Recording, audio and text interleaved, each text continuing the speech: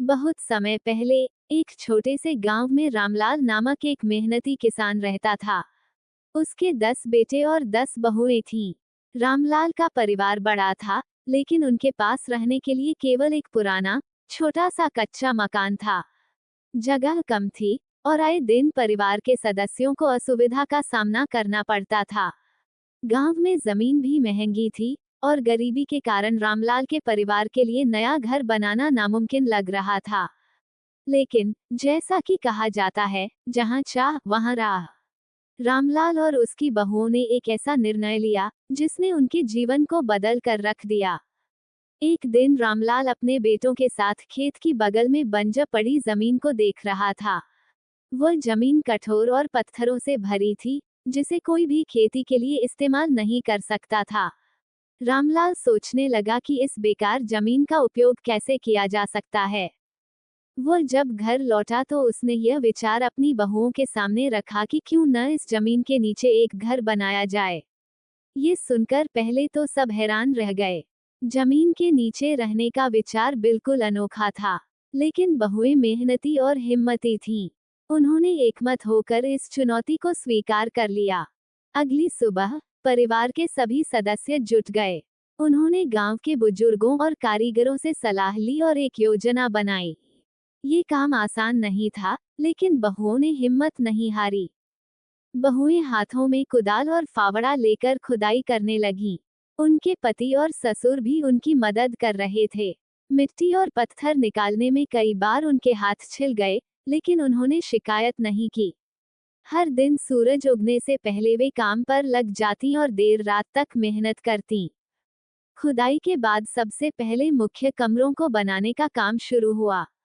सभी बहुओं ने आपसी सहमति से तय किया कि हर बहू को एक अलग कमरा मिलेगा, ताकि सभी को निजी जगह मिल सके। इसके अलावा एक बड़ा साझा हॉल, रसोई घर और पूजा स्थल भी बनाया गया। रसोई घर के पास एक बड़ा अनाज भंडार भी बनाया गया ताकि अनाज और सूखा सामान लंबे समय तक सुरक्षित रह सके। जमीन के नीचे का तापमान ठंडा रहता था, जिससे भंडारण में आसानी होती थी। घर को हवादार और रोशन बनाने के लिए जमीन के ऊपर छोटे छोटे छेद किए गए, जिन्हें बांस और लकड़ी से ढका गया ताकि बारिश का पानी अंदर न जा सके। दीवारों को मिट्टी और पत्थरों से मजबूत किया गया। कई हफ्तों की कड़ी मेहनत के बाद एक दिन अचानक दीवार का एक हिस्सा गिर गया। यह एक बड़ा झटका था। कुछ समय के लिए सबके चेहरे पर निराशा छा गई, लेकिन बहुओं ने एक दूसरे का हौसला बढ़ाया और दोगुनी मेहनत से काम शुरू कर दिया। इस बार उन्होंने दीवार को और मजबूत बनाया। लगभग 6 महीने की कड़ी मेहनत के बाद उनका घर पूरी तरह बनकर तैयार हो गया। ये घर किसी महल से कम नहीं लग रहा था। गांव वाले जो पहले उनका मजाक उड़ाते थे, अब हैरान थे। बहुओं ने घर को सुंदर ढंग से सजाया। उन्होंने मिट्टी से सुंदर आकृतियां बनाई, घर के चारों ओर फूलों के पौधे लगाए और घर को स्वर्ग जैसा बना दिया।